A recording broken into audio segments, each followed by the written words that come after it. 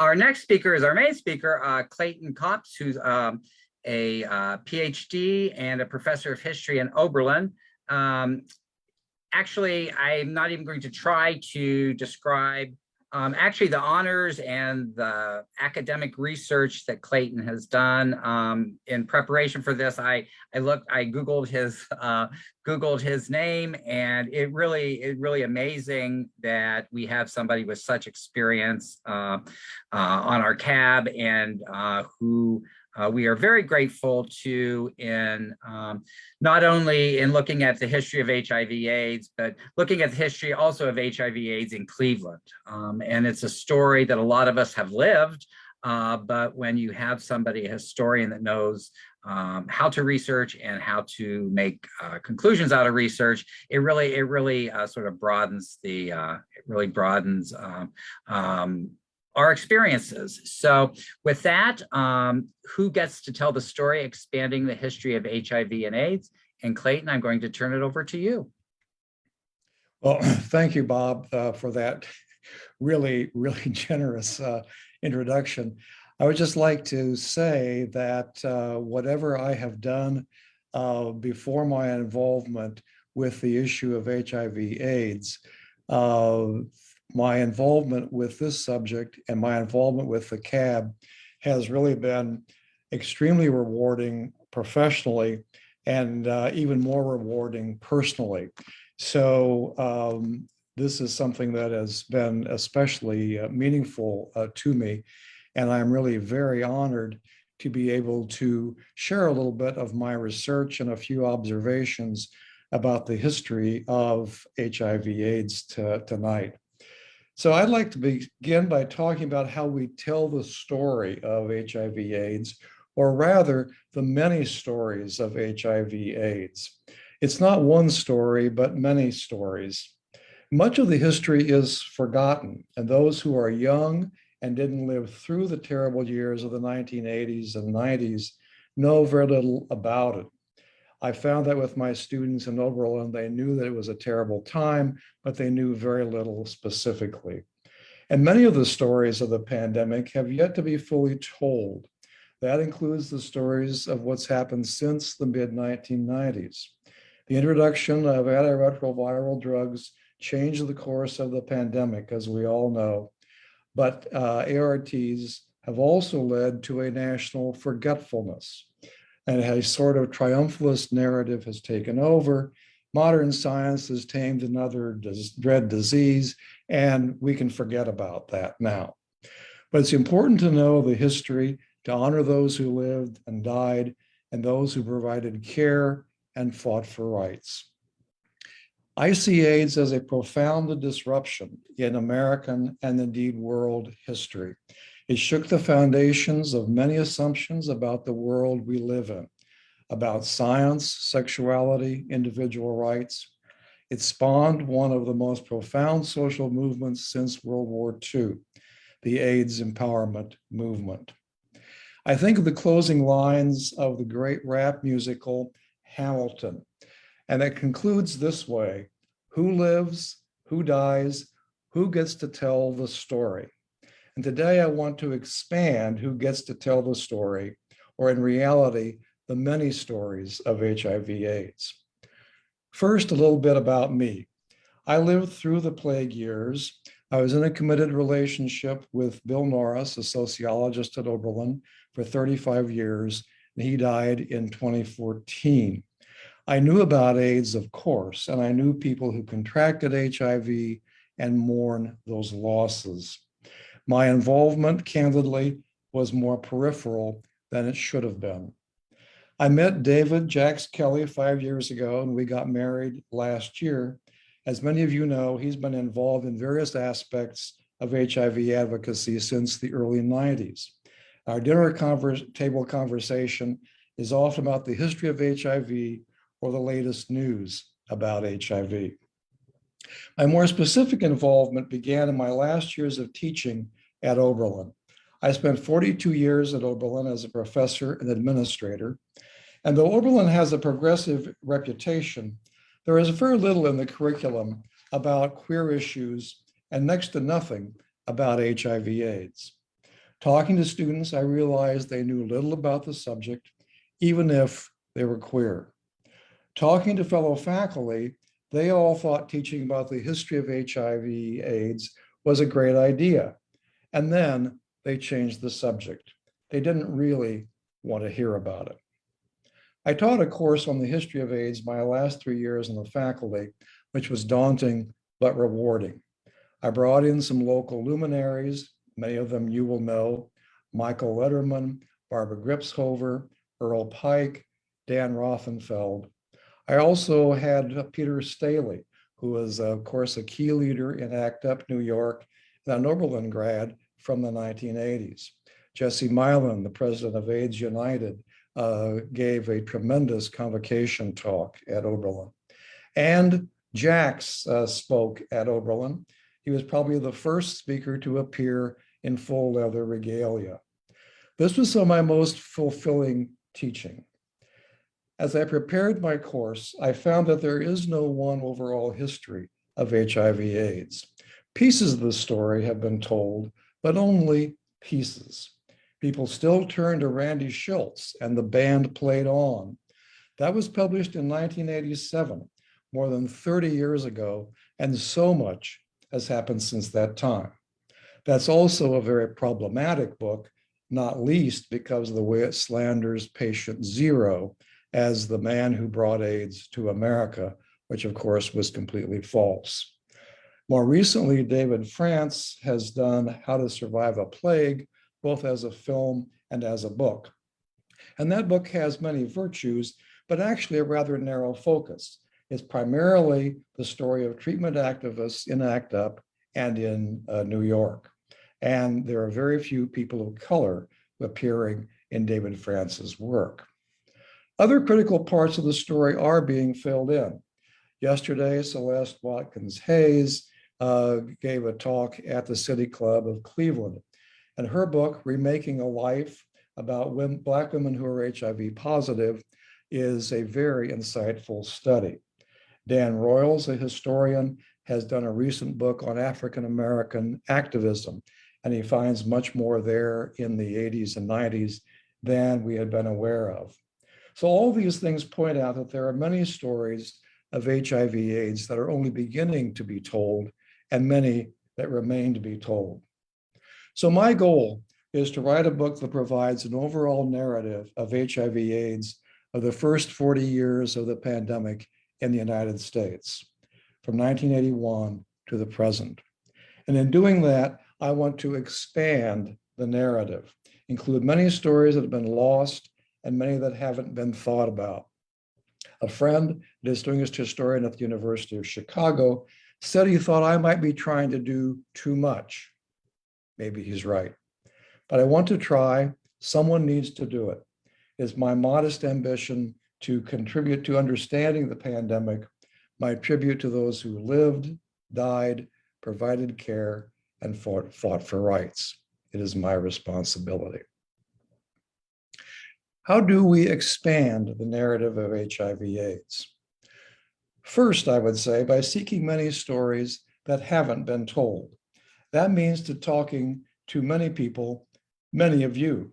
I've interviewed a number of you: Brian, Brooke, Jan, Sister Susan, Bob, Julie, and others. And there are more to come. All of you have your own stories, your own involvements, your own perspectives, and they have enriched my work. I've also started using archives. I've used various archival sources across the country.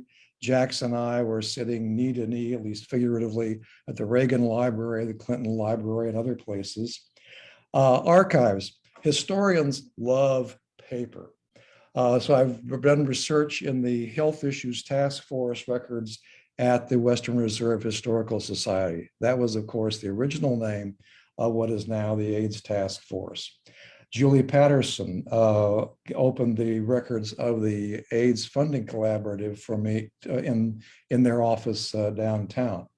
There's more work to do in all those files. And this is something of a new experience for me.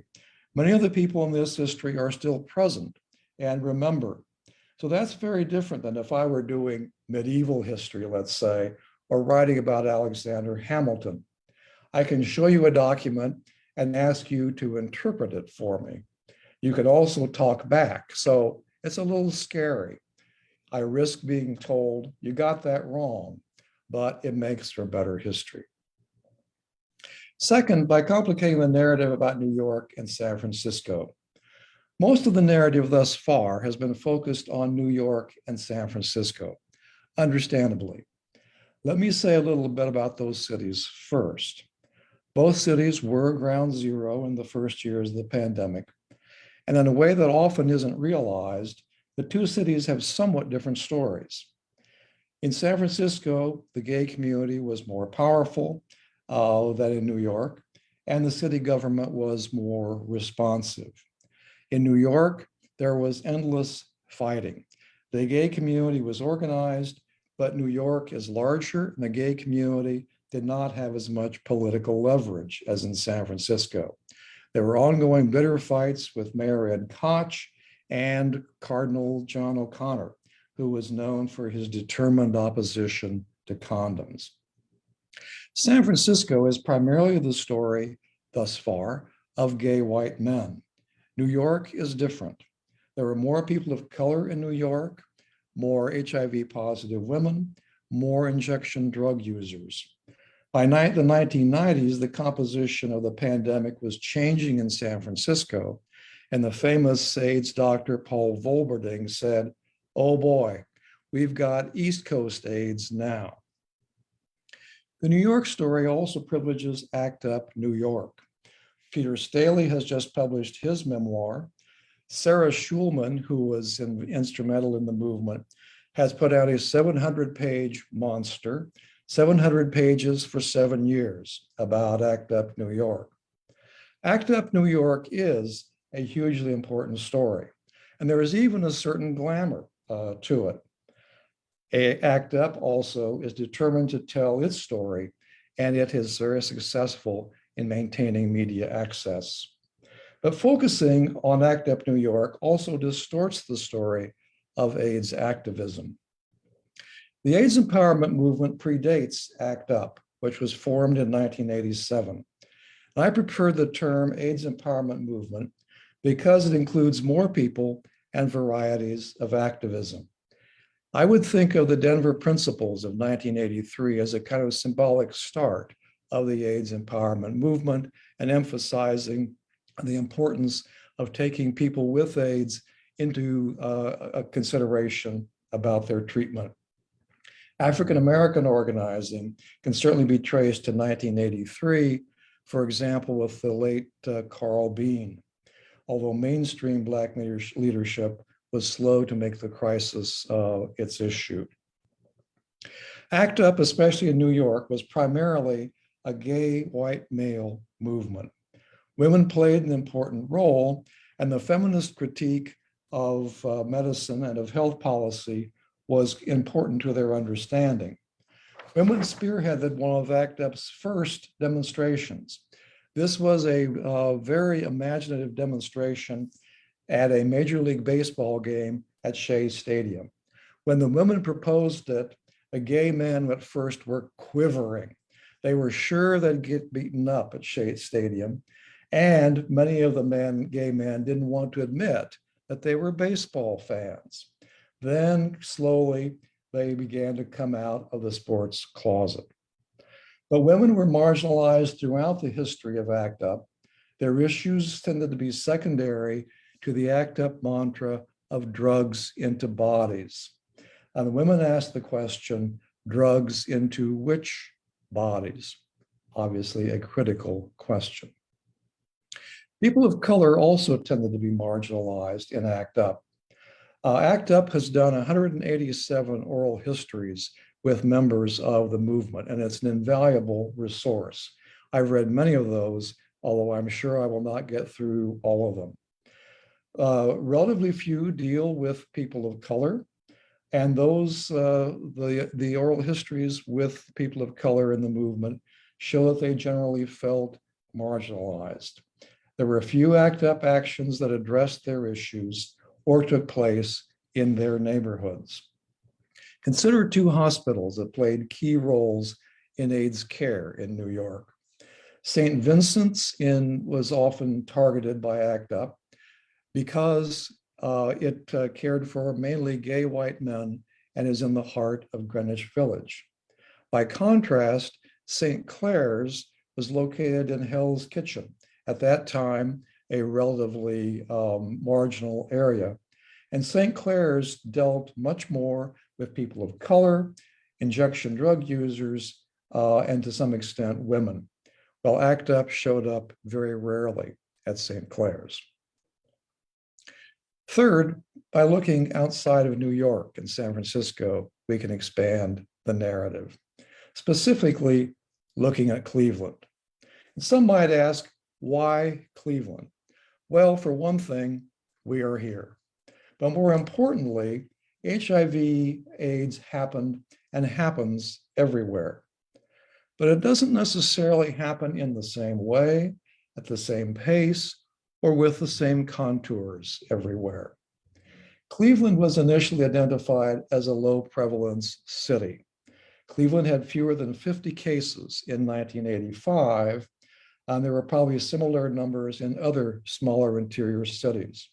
At the time, there were 2,000 cases in New York and San Francisco.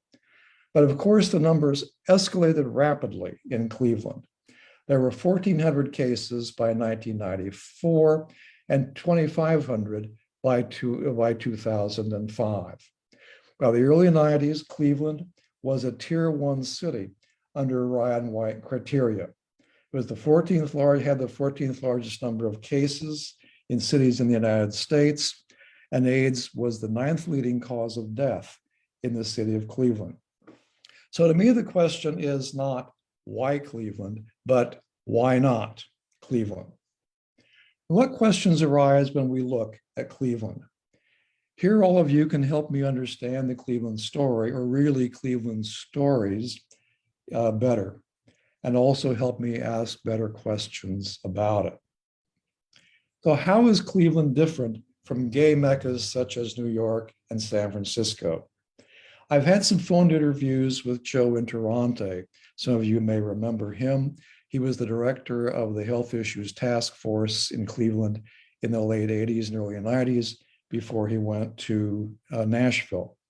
He said the big difference is that in New York and San Francisco, families generally were not present for gay men.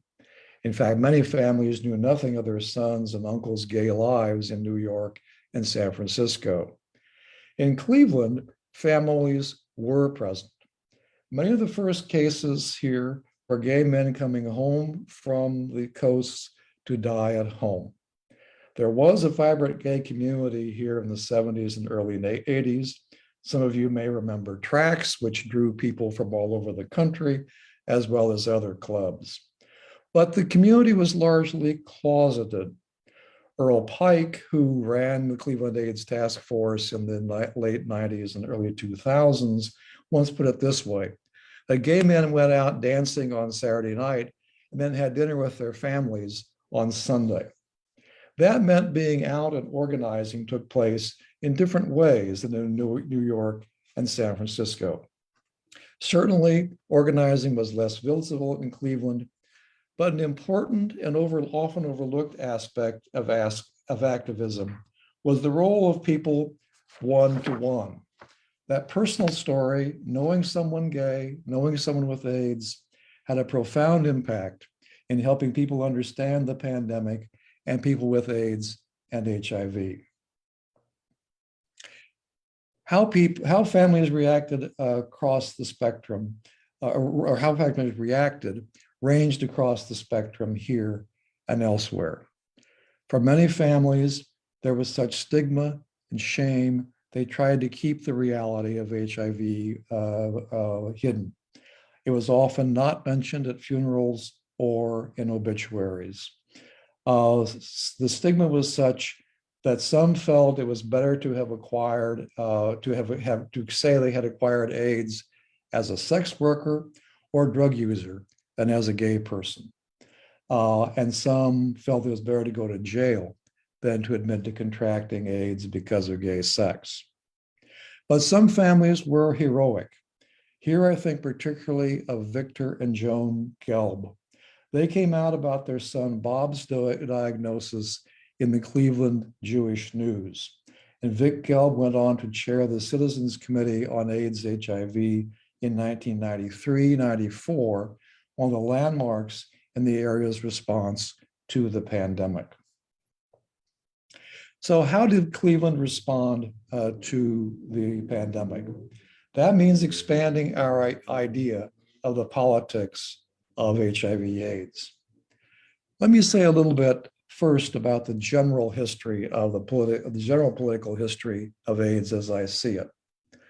Most of the political history has focused on the federal level, especially the Reagan administration. That's obviously important. It's well known that Ronald Reagan didn't utter the word AIDS publicly until 1985, 4 years after the initial reports about this new syndrome in the Morbidity and Mortality Weekly Report. And he gave only one speech about AIDS.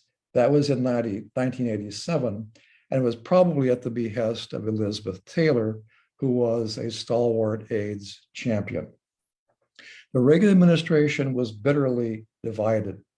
You had Surgeon General Kopp and Health and Human Services professionals on the one side, and conservatives such as William Bennett, the Secretary of Education, and Gary Bauer, the Chief Domestic Policy Advisor, on the other. In oral history, Otis Bowen, the Secretary of HHS, said that the attitude on the part of many in the Reagan administration was that people with AIDS were useless people, quote unquote, useless people, and it was a waste of money to spend on their care. Kopp, of course, defied the conservatives to take a public health perspective rather than a moralistic perspective, and ardently promoted the use of condoms and safe sex. But it's an open question, I think, how different Reagan was from other politicians, especially in the early 90s and at a time when stigma was especially intense. Some historians have suggested that Jimmy Carter would have been only slightly better than Reagan. Many heads of state were loath to say the word AIDS publicly. For example, Francois Mitterrand, the Premier of France, didn't say the word until 1992. AIDS was treated as a joke at White House news conferences in the early 80s, and all the reporters laughed when the subject came up.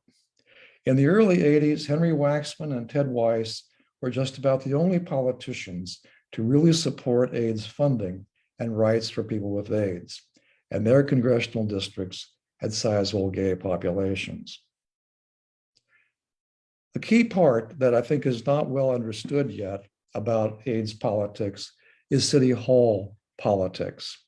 Roy Porter, a distinguished British medical historian, emphasized early on that City Hall politics is crucial to understanding the pandemic, and I think he's right.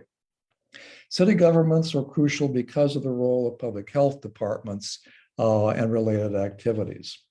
In 1985, Len Calabrese of the Cleveland Clinic, who, as you know, was a key figure in AIDS treatment in this area, said that Cleveland and New York are where New York and San Francisco were 4.5 years ago. We have a moral obligation, he said, to make the best use of that grace period. So the question is, did Cleveland use its time wisely? Well, City Hall did not. City Hall did virtually nothing until the early 80s. An AIDS Commission the AIDS Commission of Greater Cleveland was established in 1987. It was either window dressing or compromised, and Calabrese, as he reflected on the commission, said that it accomplished nothing. Under Mayor Mike White, City Hall moved slowly, even grudgingly, to address the issue in the early 90s. He appointed the first AIDS coordinator, who was in that job only briefly. Then he turned to Bob Bucklew. ACT UP demonstrators were on the front steps of City Hall, and Mayor White wanted them off the porch. There was minimal city funding until federal funds began to flow. What's central to the story of the first year of the pandemic in Cleveland is private action and philanthropy. First, private action. The Health Issues Task Force was formed in 1983, and it was the first AIDS service organization in the state of Ohio. That was a group of people, mainly gay men, getting together in someone's living room, recognizing that there was a crisis out there and they had to do something about it. It started off on an absolute shoestring. Their first budgets were in the tens of thousands, but by the late 80s, they had a $500,000 budget. That, of course, reflected the sharply escalating needs. Health Issues Task Force, or HIT, provided a wide array of services. As we know, there are a whole complex of issues that affect people with HIV and AIDS. Many individuals performed heroic acts of compassion, providing care.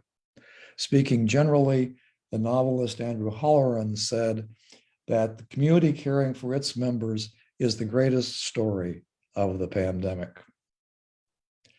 Private action, also philanthropy. The Cleveland Foundation and the Gun Foundation began to make a significant commitment to HIV/AIDS in 1987. The Cleveland Foundation had made a couple of small grants in 1985. It was probably the first community foundation to do so outside of the coasts.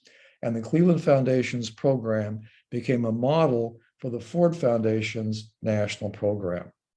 The Cleveland Foundation and the Gun Foundation have been mainstays of philanthropic funding locally for more than 30 years. They play a leading role with the AIDS Funding Collaborative, which was formed after the Citizens Committee report in 1994.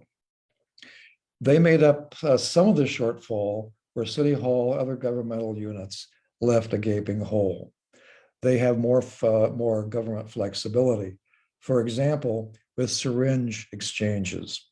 Federal funding for syringe exchanges was banned by Congress until 2010. Mayor White launched a syringe exchange in Cleveland in 1995, which of course continues to this day. In Cleveland, people of color and women were recognized early on as critical to the HIV story. Many of the early interventions were with the Black and Hispanic populations and also with women. And that was before the CDC changed the definition to be more inclusive of women in 1993. So while many HIV stories privilege white gay men, the Cleveland story reminds us that people of color and women were always central, as were injection drug users. Let me add a bit of a footnote here, and that concerns the role of religious groups who've received very little attention in thinking about the pandemic. This is, of course, a very controversial and fraught area.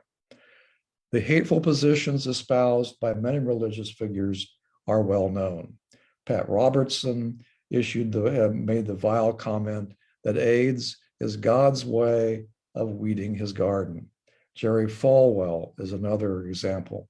Cardinal O'Connor and other members of the hierarchy were resolutely opposed to condoms and issued various condemnatory statements. But they did not speak for all religious people. And various denominations had ministries of compassion and caring. The Episcopal Church and the United Church of Christ, headquartered in Cleveland, were two of the key denominations in this regard. In Cleveland, St. Augustine Piazza has provided indispensable, non-judgmental care since 1991. Sister Marian Durkin and then Sister Susan Zion have been key in this. And one client at the Piazza said, "We are told we are worthwhile people There's nowhere else that we get that. So when we ask the question, why Cleveland? I find that the Cleveland experience amplifies and enriches the national history of HIV/AIDS. And I would say there are 4 principal lessons to be taken from that history. One is that many stories are out there that have not been told and needed to be incorporated to have a richer understanding of the pandemic. Another is that activism takes place in many forms and in many different ways. It's not just lying down in the streets or storming the FDA or chaining yourself to the bronze doors of City Hall. Activism is also local, personal, and one-on-one. Third, politics is not just national, but local. And the local can be critical for how people experienced the pandemic. City Hall politics has major implications for services and rights. We're only beginning to understand how local governments across the nation responded to HIV/AIDS. Finally, private action and philanthropy have been crucial. Communities, people with AIDS and their allies have mobilized to affect everything from national policy to personal testimony to individual caregiving. Hostility and stigma have been intense. While they have abated, they still persist. No other disease has stimulated the same outpouring of political organizing and personal compassion. HIV/AIDS is among the most profound social movements since World War II. It is a force of disruptive, often positive change, not only for people with HIV, but in much broader spheres. The country and the world are different after HIV. Obviously, more than the losses, we also recognize the extraordinary contributions of legions of heroes, many of whose stories have yet to be told, but those will help us expand our understanding of the great pandemic of the 20th century. Thank you.